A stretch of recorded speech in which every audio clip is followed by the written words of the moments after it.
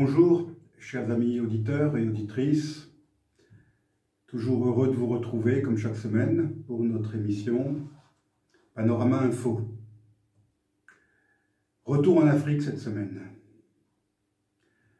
Surnommée la ville aux 333 saints, ou encore la perle du désert, Tombouctou est une ville historique au passé ô combien prestigieux et de renommée mondiale, classée par l'UNESCO à plusieurs titres au patrimoine de l'humanité. En 1325, le 10e empereur du Mali, Mansa Moussa, fit construire par l'architecte Abou Ishaq es-Saheli la mosquée Djingare Bey, achevée en 1328. Au XVe siècle, la construction de la mosquée de Sankoré, qui comprend une médersa et est aux dimensions de la Kaaba, est à l'origine d'une université islamique d'une très grande renommée dans toute l'Afrique de l'Ouest. Jusqu'à 25 000 étudiants fréquentaient la ville sous le régime de Soni Alibert, dit Soni Ali le Grand. C'est dans cette ville mythique que le français René Caillé entra le 20 avril 1828, dissimulé sous le costume d'un lettré musulman. Parvenu à en repartir vivant, son célèbre récit de voyage fit ensuite grand bruit à son retour en Europe. Lorsque les Français prirent le contrôle de la ville en 1894, sa population n'était que d'environ 4 000 habitants, alors qu'au XVe siècle, elle comptait environ 100 000 habitants, dont, nous l'avons vu, 25 000 étudiants pour la seule université de Sankoré. À l'arrivée des Français, la ville n'était donc plus que l'ombre d'elle-même. Elle était dirigée par une élite musulmane payant tribut aux Touaregs.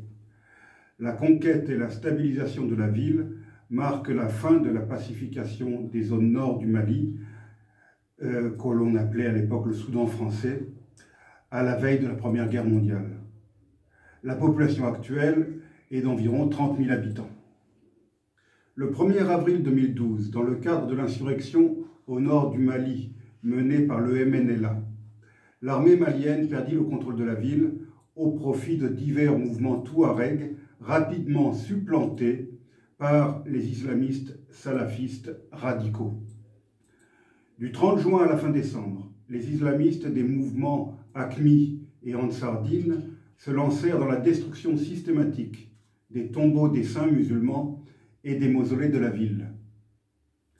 L'intervention de l'armée française dans le cadre de l'opération Serval, aux côtés de l'armée malienne, permit la reprise de contrôle partiel de la ville, l'aéroport de Tombouctou et les principaux accès à la ville, pris notamment par le 2e régiment de parachutistes de la Légion étrangère, dans la nuit du 27 au 28 janvier 2013. Durant la journée du 28 janvier, les troupes françaises et maliennes finissent de libérer la ville sans combat majeur et elles ont reçu un accueil enthousiaste des populations. Cette liesse populaire s'amplifia lors de la visite de François Hollande, accueilli en libérateur, accompagné de son homologue malien, le président par intérim Dioncounda Traoré, lors d'un voyage d'une journée à Sévaré, Tombouctou et Bamako, au cours duquel le président de la République française déclara avoir sans doute vécu la journée la plus importante de sa vie politique. Pour la destruction des mausolées, Ahmad Al-Faki Al-Mahdi a été arrêté puis jugé par la Cour pénale internationale et condamné à 9 ans de prison en septembre 2016. Pourquoi ai-je fait ce rapide retour sur l'histoire lointaine et récente de Tombouctou?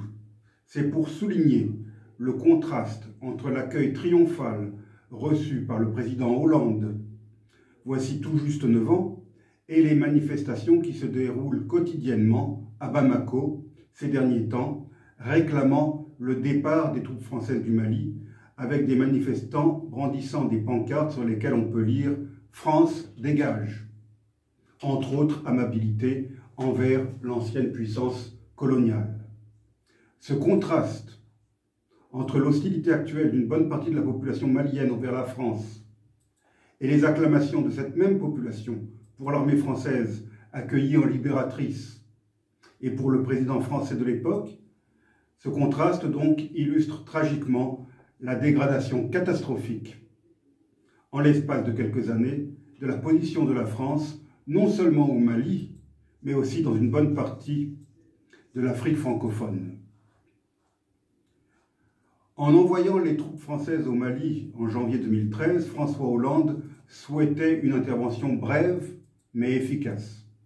Efficace, elle l'a été, du moins durant les premiers mois, puisque l'offensive djihadiste a été stoppée net et que les territoires occupés ont tous été libérés et rendus à l'administration malienne. Malheureusement, ces succès initiaux n'ont pas été accompagnés d'un règlement politique de la question du Nord Mali, avec une décentralisation poussée qui aurait dû être mise en chantier afin que les populations du Nord puissent avoir le sentiment d'avoir été entendues. Par ailleurs, à Bamako, les mauvaises habitudes ont vite repris le dessus et la gouvernance ne s'est guère améliorée. L'impasse politique dans le Nord et la mauvaise gouvernance ont sans doute été les causes du retour au pouvoir des militaires le 19 août 2020.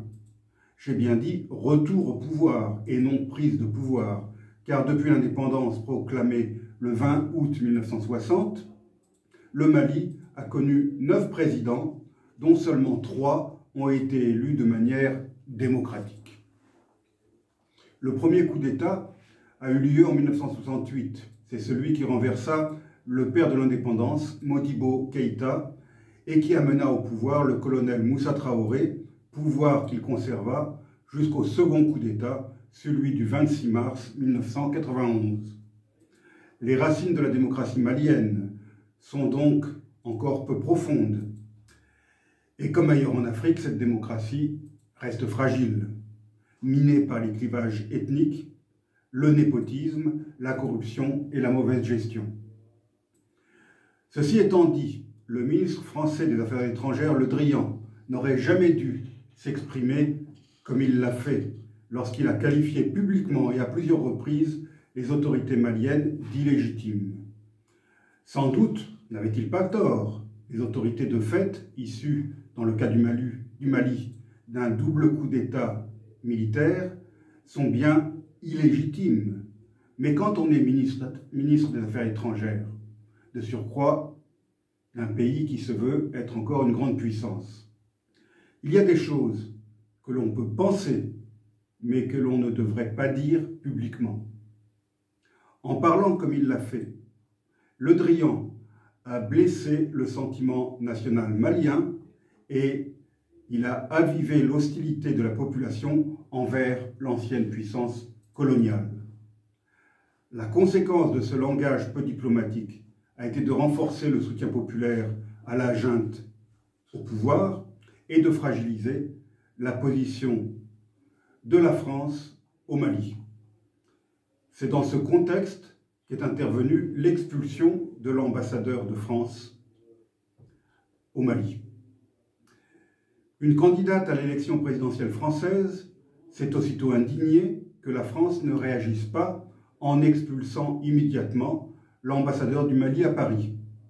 Cette dame aurait mieux fait de se renseigner un peu avant de parler, car si elle l'avait fait, elle aurait appris que le Mali n'a plus d'ambassadeur en France depuis longtemps, car les autorités françaises ont jusqu'à présent refusé d'agréer la nomination de la personnalité pressentie par le gouvernement malien pour occuper ce poste. En expulsant l'ambassadeur de France à Bamako, les autorités maliennes n'ont donc fait qu'appliquer un principe de réciprocité en matière de diplomatie. La représentation française au Mali est désormais au même niveau que la représentation malienne en France. Les deux pays sont représentés par des chargés d'affaires. Certes, la décision malienne a été brutale, voire humiliante pour la France. Mais les propos du ministre Le Drian ont été, eux aussi, brutaux et humiliants pour le Mali. Enfin, il convient de rappeler que la déstabilisation du Mali et de l'Afrique sahélienne trouve son origine dans la déstabilisation de la Libye et dans l'intervention franco-britannique de mars 2011 dans ce pays.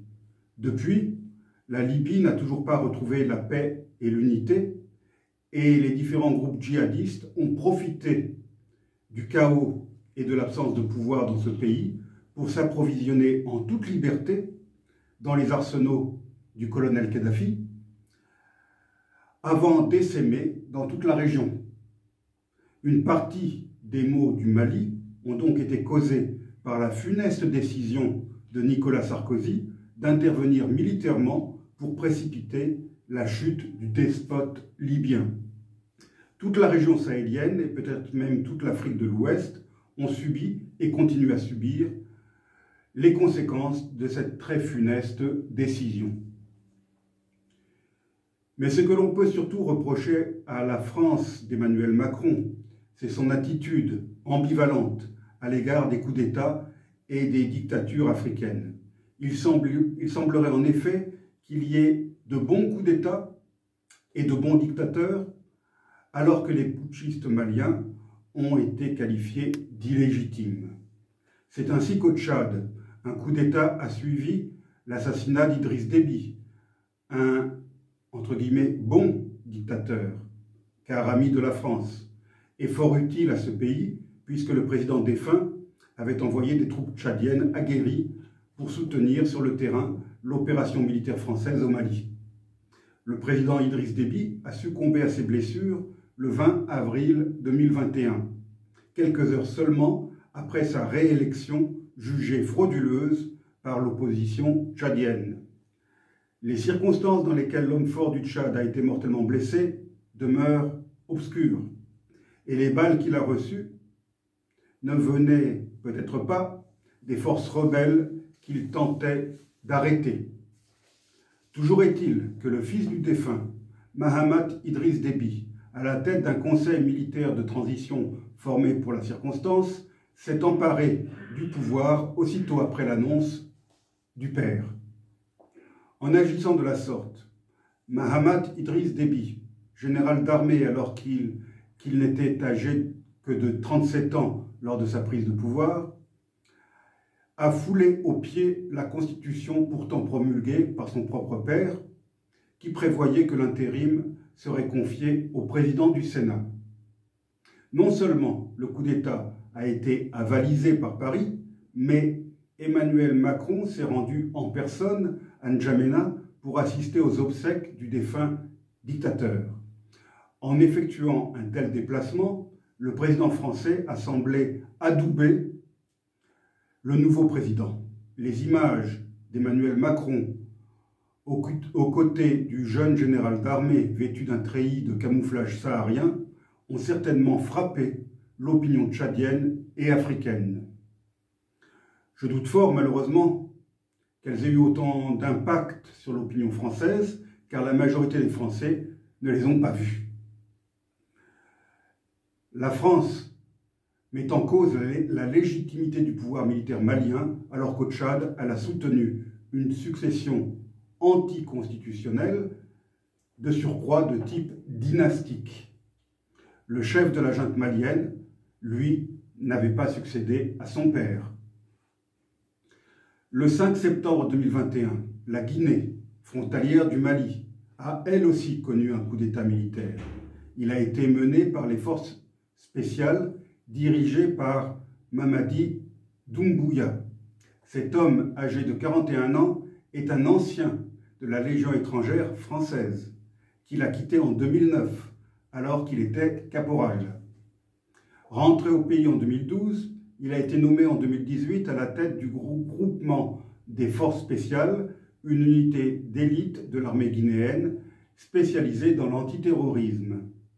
En 2020, l'ancien caporal a été promu au grade de colonel. Détail intéressant, l'ancien légionnaire aurait la double nationalité, guinéenne et française. Et son épouse, Lauriane, est elle-même française et même sous-officier de la gendarmerie nationale.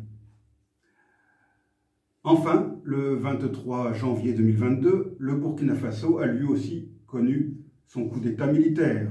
Le lieutenant-colonel Paul-Henri Sandaogo Damiba s'est emparé du pouvoir à la tête d'un mouvement patriotique pour la sauvegarde et la restauration. Tchad, Mali, Guinée, Burkina Faso, ce sont donc 4 coups d'État qui ont mis entre parenthèses la démocratie dans 4 pays d'Afrique, tous d'anciennes colonies françaises. Mais seuls les putschistes maliens semblent avoir déplu aux autorités françaises. Le coup d'État tchadien a été ouvertement soutenu par le président français. Celui de la Guinée semble avoir bénéficié d'une certaine indulgence française. Il est vrai qu'il a placé à la tête du pays un militaire formé en France et qui, de surcroît, serait citoyen français. Il est encore trop tôt pour juger de la situation au Burkina Faso, mais là aussi, il semblerait que les putschistes aient rencontré une certaine compréhension à Paris. Au Mali, en Guinée et au Burkina Faso, la France a laissé des présidents élus être renversés et arrêtés par des militaires.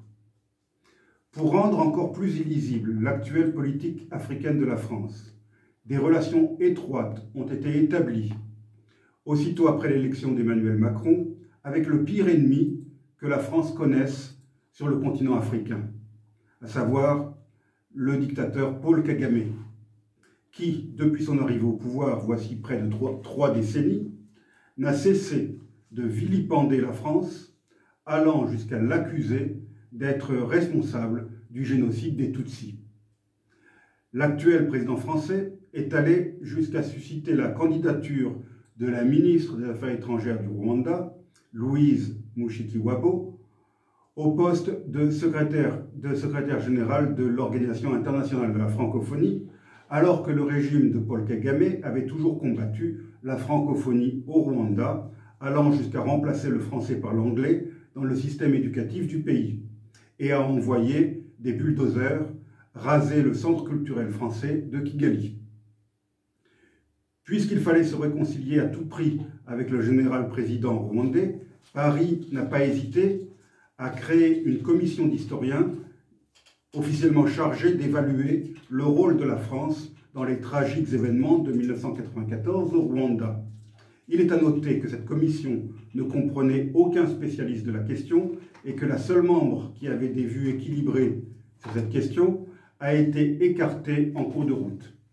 Enfin, les conclusions de la commission, telles qu'énoncées par son président, un certain Duclerc, sont en contradiction flagrante avec le contenu du rapport. Duclerc a parlé des responsabilités lourdes et accablantes de la France, alors que rien n'étaye cette affirmation dans le dit rapport. Je n'ai aucun doute pour ma part qu'il s'agisse là d'une opération de communication de la part des autorités françaises, afin de supprimer un obstacle sur le chemin du rapprochement franco-rwandais. Coïncidence ou pas, la justice française a rendu un non-lieu dans l'affaire de l'avion présidentiel rwandais abattu le 6 avril 1994, attentat qui, rappelons-le, coûta la vie aux présidents rwandais et burundais, à leurs entourages respectifs et aux 3 membres de l'équipage qui étaient des militaires français. À qui profite le crime? Telle est la question que l'on se pose généralement, depuis toujours, en matière criminelle. Il est indéniable que l'attentat qui a décapité l'État rwandais et son armée a profité à Paul Kagame et à son front patriotique rwandais, qui ont pu s'emparer du pouvoir quelques mois plus tard. Des dizaines de témoignages, dont beaucoup émanant de membres du FPR lui-même, ainsi qu'une multitude d'indices corroborent la thèse d'un attentat perpétré par des soldats de l'armée du Front patriotique rwandais. Or, les derniers juges d'instruction français n'ont pas jugé bon d'entendre certains témoins et ont même causé la mort de l'un d'eux qui, en route pour Paris, a été enlevé à Nairobi par des agents du régime de Kigali avant d'être rapatrié et éliminé. Sans grande surprise, dans cette interminable instruction, un non-lieu a été rendu, contredisant ainsi les conclusions préliminaires du premier juge d'instruction, le juge Bruguière. Là aussi, ce non-lieu était sans doute la condition indispensable aux yeux de Paul Kagame pour aller de l'avant dans le rapprochement avec la France. Il est d'ailleurs ironique de constater que des voix de plus en plus nombreuses se font entendre au Royaume-Uni, au Canada et aux États-Unis pour mettre en cause le dictateur rwandais, alors qu'en France, tout est fait pour rendre ces voix parfaitement inaudibles.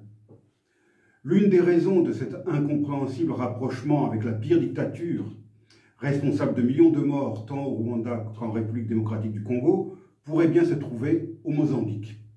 En effet, dans la province de Cabo Delgado, d'énormes gisements de pétrole et de gaz ont été découverts et deux immenses blocs offshore de gaz, les réserves les plus importantes de l'Afrique de l'Est, y sont exploitées par les entreprises Total, Eni et ExxonMobil.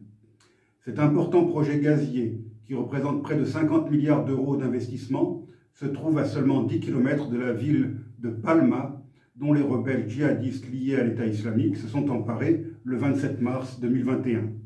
Cette ville a été reprise par l'armée mozambicaine le 5 avril suivant. Mais la reconquête totale de la province et sa sécurisation étaient nécessaires pour permettre une reprise du projet gazier.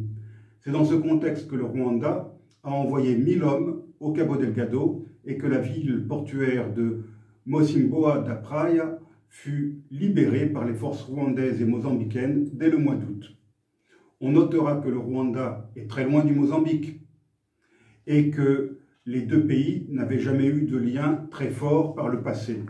Cette intervention rwandaise au Mozambique a en outre coïncidé avec l'enlèvement et la disparition d'un journaliste rwandais réfugié au Mozambique. Simple coïncidence, bien sûr. On notera aussi la présence de troupes rwandaises en République centrafricaine pour soutenir les autorités de ce pays dans le combat qu'elles mènent contre la rébellion. Le Rwanda de Paul Kagame serait-il en train de jouer, pour le compte de la France, le rôle tenu depuis des années au Sahel par le Tchad d'Idriss Déby? Les armées de ces deux pays sont très aguerries et elles ont prouvé leur efficacité sur le terrain. Pour les autorités françaises, la dictature de Paul Kagame semble donc être devenue une bonne dictature, avec laquelle il convient de renforcer les relations, quoi qu'il en coûte. Paris a choisi d'oublier le passé et de fermer les yeux sur les graves violations des droits de l'homme, sur les disparitions et les assassinats d'opposants, sur le sort de la dame de Kigali, la courageuse Victoire Ingabire, toujours en résidence très surveillée. Après des années d'emprisonnement, sa libération avait été une petite concession accordée par Kagame en contrepartie de la nomination de Louise Mushikiwabo à la tête de la francophonie. L'artiste Kizito Mihigo avait également bénéficié de cette largesse présidentielle. Et il était donc sorti de prison en même temps que Victoire Ingabire. Mais son assassinat à l'âge de 38 ans, dans une sordide cellule, le 17 février 2020, il y a bientôt 2 ans, a suscité l'indignation dans le monde entier. Mais les autorités françaises ont préféré garder le silence. Nul doute que la politique française en Afrique est devenue pour beaucoup totalement incompréhensible et que cette incompréhension est l'une des causes du sentiment anti-français croissant dans nombre de pays de ce continent. Devra-t-on créer une nouvelle commission d'historiens dans 20 ans pour décortiquer cette peu reluisante politique? Pour finir, chers amis auditeurs et auditrices, et en hommage à Kizito Mihigo, ce talentueux auteur, compositeur et chanteur, et à l'approche de du 2e anniversaire de sa mort tragique, je souhaiterais vous faire écouter l'une de ses chansons en Kinyarwanda qui appelle à la paix et à la réconciliation dans son pays. À la semaine prochaine.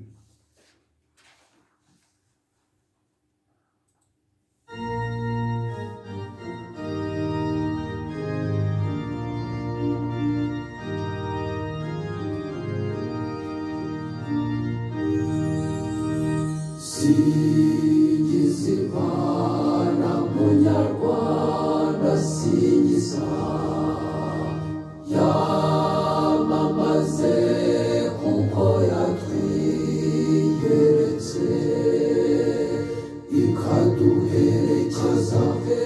twerekeza muri uru rugendo rutagatifu.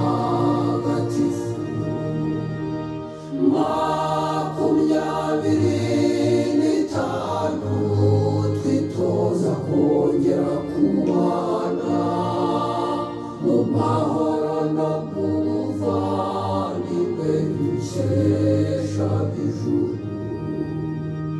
Singizwa mubyeyi wacu, singizwa wowe wahaye abantu ubumwe. Nibyo twakoze, ni wowe wabidushoboje Nyagasani. Singizwa mubyeyi w'impuhwe n'imbabazi, tukwigiraho kuba